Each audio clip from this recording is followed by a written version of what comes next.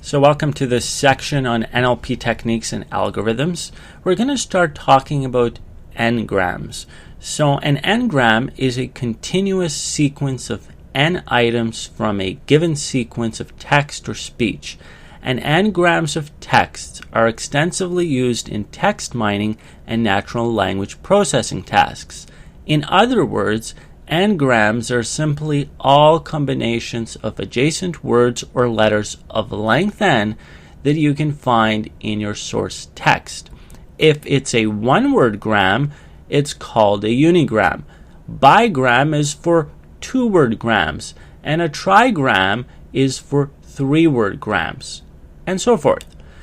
They're basically a set of co-occurring words within a given window, and when computing the n-grams, you typically move one word forward. N-grams are used for a variety of different tasks. For example, when developing a language model, n-grams are used to develop not just unigram models, but also bigram and trigram models. Now, another simple purpose would be to build keyword sequences made up of multiple words. Another use, maybe the most important one, is to develop features for supervised machine learning models such as SVMs, naive Bayes, and the idea is to use tokens such as bigrams in the feature space instead of just unigrams. Now I'm going to load up a picture to give you a better understanding here. As they say, a picture is worth 1,000 words. You don't have to do this part, so I'll just now type from ipython.display, import image, and then image, and then I'll pass ngrams.png. And I just want you to get the basic idea here. As you see, we have a sentence that says this is a sentence.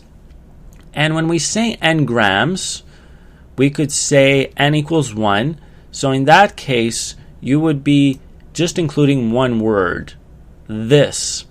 When we've got n equals 2, you would be including the sequence of this is. And when you've got an n-gram that equals n equals 3, you would be including this is a. So now let's produce a unigram with an NLTK package in Python.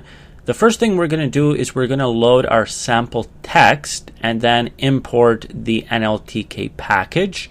So we'll type import NLTK, the next line with opening parentheses, double quotation mark, sample underscore text dot txt, ending double quotation marks, comma, and then in double quotation marks r, closing parentheses, as f, colon, and the next line, sample underscore text equals f dot read, and then opening and closing parentheses.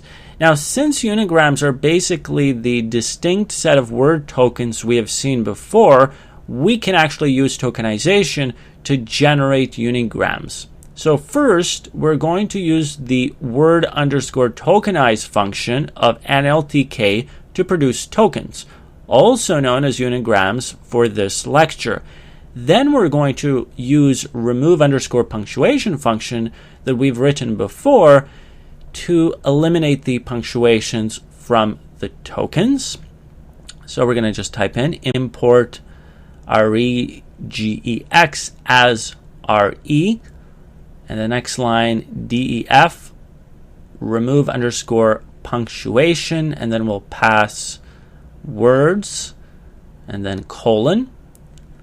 The next line, new underscore words equals, and we're going to have opening and closing square brackets. Next line, for word in words, colon. And the next line, new underscore word equals re.sub, opening parentheses, r apostrophe.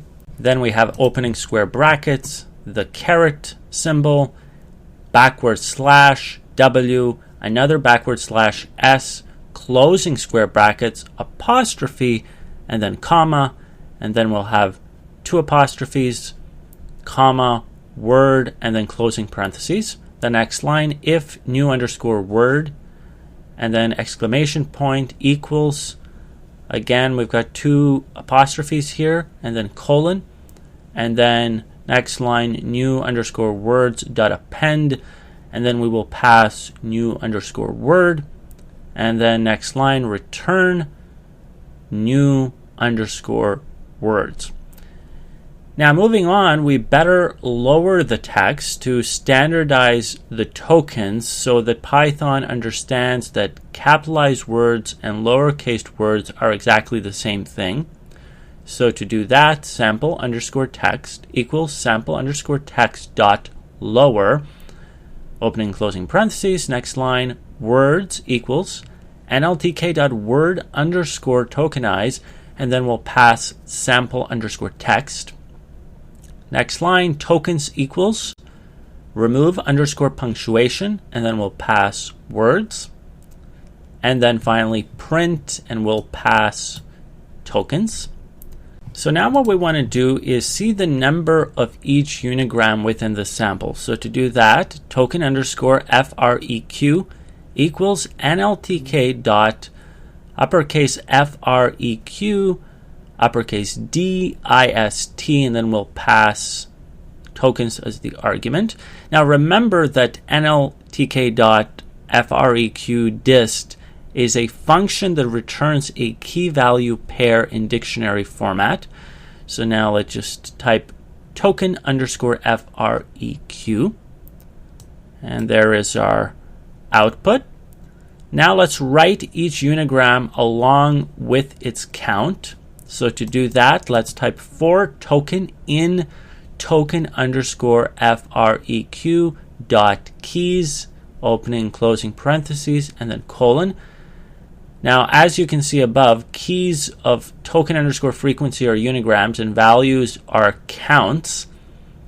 And then we'll type print, opening parentheses, token, comma, token underscore FREQ, opening square brackets, token, closing square brackets, and closing parentheses. And here is our output. Long output here. So as you can see there, we have all the unigrams and the number of occurrences of each unigram. So all the way at the top, we see the unigram the, and we see its value is 35. So it occurs 35 times. So now let's produce bigrams. When we try to produce bigrams with tokenization procedure, it can get complicated, as we would need to get the token pairs in a given order. So instead, what we're going to do is use the embedded bigram function of NLTK.